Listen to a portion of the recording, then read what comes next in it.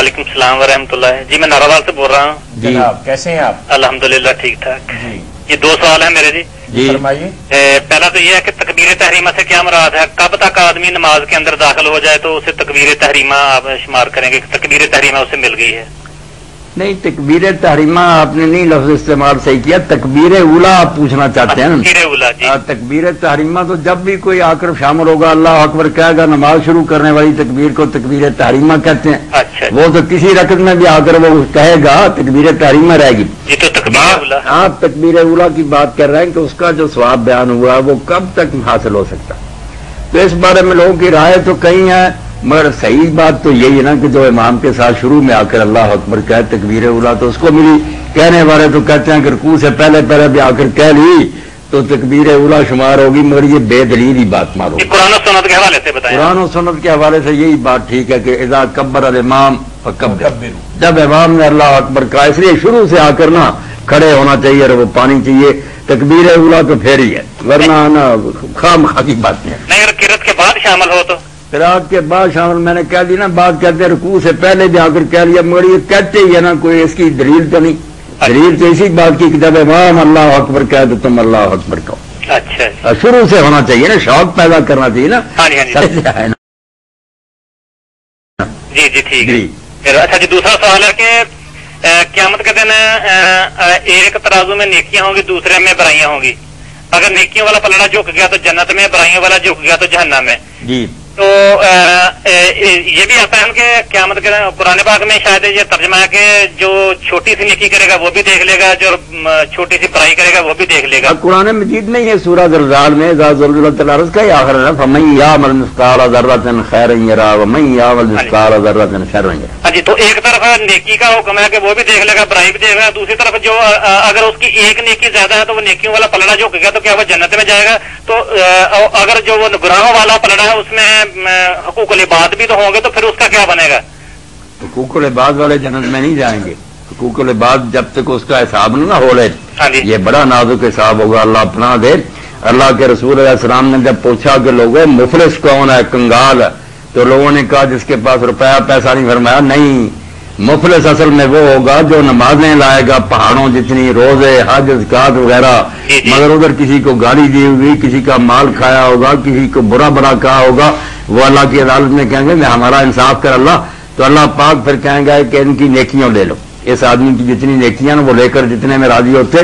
तो जब ये बात रसूल करीम अलैहिस्सलाम कह रहे तो बहुत रोए कि उस वक्त एक एक नेकी हर एक को दरकार होगी, लोग छोड़ेंगे नेकियां, जब इजाजत मिल गई ले दो वो सारी लूट लेंगे, और जब फिर भी मामला नहीं साफ होगा तो उनके गुनाह इस पर डाल दिए जाएंगे और इसको जहन्नम में भेज दिया जाएगा। ठीक है। अच्छा ये तो मामला हुकूकुल इबाद का हुआ, तो जो हुकूकुल्लाह है या इबादत वगैरह अगर उसके फर्ज करें 100 बुराई है, उसकी नेकी 101 है, तो वो जन्नत में जाएगा या वो अपनी बुराई देखेगा पहले, उसकी सजा भुगतेगा फिर जाएगा? वो जो देखने की बात आई ना वो भुगतने की नहीं, ये जो हम कर रहे थे ना तर्जमा उसका कि भुगतेगा, भुगतेगा नहीं, देख लेगा, यानी कोई चीज छुपी ही नहीं रहेगी। अल्लाह ताला उसको ये मनवा देगा कि कोई तेरे साथ जुर्म नहीं होगा, ये तेरी नेकियां लिखी हुई, ये बुराइयां पता उसको सबका चल रहा। देखने का माना सिर्फ ये है। अच्छा, बाद में उसके साथ क्या होगा वो तो अल्लाह ने जो कानून बनाए हुए अदल इंसाफ के, रहमत के, वो सारे जो उनको सामने रखकर मामला होगा ना कि दोज़ख में भेजे या जन्नत में, देख वो सब कुछ रहेगा, फिल्म सामने आ जाएगी, कहा जाएगा कि अपनी किताब पढ़ ले,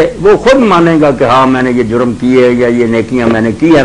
तो देखने से तो मेरी बाइक से यहाँ कि वो कोई चीज छुपी नहीं रहेगी। अच्छा ठीक है जी, उसने बुराइयां अपनी देख ली, तो अगर उसकी एक नेकी भी बुराइयों के मुकाबले में ज्यादा होगी तो वो जहन्नम में जाएगा या उसको सजा भुगतनी पड़ेगी? बात तो यह है कि जिनको दोज़ख में जाना ना भाई, उनके दूसरे पड़े में होगा क्या? कुछ भी नहीं होगा, खाली होगा वो। जिनके पल्ले कोई नेकियां, अल्लाह उनसे जुर्म नहीं करेगा, वो खफत मवाजीनों जो कहते हैं हल्का पड़ा, हल्का ये सिफर परान वलानु कीमत यामल क़यामत वज़न, उनकी नेकियों का हम जरा बराबर वजन नहीं करेंगे, वो बेवजन होंगे। इसलिए कुरान पाक में जिनकी बात है ना वो बात है मेरे भाई काफिरों की। ये मस्जिद में भी बात हो रही थी, मसला बड़ा नाजुक, गुनाहगार मुसलमानों का मसला कुरान में नहीं आया। अच्छा, ये कुरान ने नहीं बताया कि गुनाहगार मुसलमानों का क्या बनेंगे, ये कुरान में नहीं। अच्छा, कुरान ने सिर्फ दो जो इंतहाएं हैं ना आखिरी, या पक्के मोमन जो नेकियों वाले, उनके पड़े नेकियों वाले, दूसरी तरफ कुछ नहीं। जिनकी पर बुराइयां नेकी की तरफ कोई, जब काफिर है نیکی ان کی کیا ہوگی؟ کافر کی کوئی نیکی نہیں. ہاں جی ٹھیک ہے. یہ کافر اور مومن کا اللہ نے بیان کیا. فاسقوں کا معاملہ پردے میں رہنے دیا. اب یہ ہمارے سر پر تلوار لٹک رہی ہے. پتہ نہیں یہ گناہ گار کافروں کی طرح ہو جائیں یا مومنوں کی طرح. یہ اللہ نے پوشیدہ رکھی. لیکن جو توحید ہے، جس کے دل میں توحید ہے، قرآن میں یہ بات نہیں آئی. بس میں نے نا مختصراً بات بتا دی کہ کافر اور مومن جو کلیئر ہے نا، قرآن نے ان کی بات کی ہے کہ کافروں کی تو کسی نیکی کو ہم وزن ہی نہیں دیں گے. ان کے پڑھنے میں صفر ہوگا وہ شرک نے ساری نیکیاں اڑا دی، برائیاں ہی برائیاں ہوں گی. اور مومن جو ان کے یہاں نیکیاں ہی ہوں گی. لیکن امت مسلمہ کی اکثریت جو ہے نا یہ اس وقت شرک میں مبتلا ہے. چلیے آپ کی بات پوری ہوگی نا. اب ہم ڈبیٹ کرتے رہیں گے تو بات کہیں بھی ختم نہیں ہوگی. دوسرے میرے بھائی پوچھنا چاہتے ہیں نا، آپ جو باتیں ہوئی ان پر آپ غور کریں. کل کو انشاءاللہ پھر بہت سے ہیں نا سوال کرنے والے. ٹھیک ہے. اللہ خوش رکھے. جی القاء اور الہام کی بات. القاء کوئی چیز ڈالنا. السلام علیکم. السلام. جی شیخ آپ ہیں؟ جی فرمائیں. کل صدقہ فطر کے بارے میں آپ سے سوال کیا تھا نا. جی کہاں سے بات کر رہے ہیں آپ؟ میں سانگڑ سے بات کر رہا ہوں. سانگڑ سے بات کر رہا ہوں. میں اسی لیے کتاب لے آیا تھا. مجھے یاد تھا نا تو میں مسجد سے پھر لیتا آیا کہ بھائی کے ساتھ بات ہوئی تھی حوالہ دینا. یہ ہے میرے ہاتھ میں المجلد الثالث سلسلہ احادیث صحیحہ محمد ناصر الدین الالبانی. تو یہ 1177 نمبر پر ہے صحیح حدیث. ادبو 1177 77 70 اور 7 1177. ادبو سوام من برن اور کم ہم بین اسنین. گندم کا سوا تو دو کی طرف تو آدھا آدھا. دوبارہ بولیں. ادو سوام من برن اور کم ہم بین اسنین. ادو سوام من برن ایک سوا دو گندم کا اور کم وہ بھی گندم ہے. بین اسنین بین اسنین دو آدمیوں کی طرف سے ایک سوا. او سام من تمرن اور سام من شعیرن ان کل حرن و عبد و صغیرن و کبیر. اور جو کھجور ہے اور جو ہے اس کا پورا پورا سواد ہو.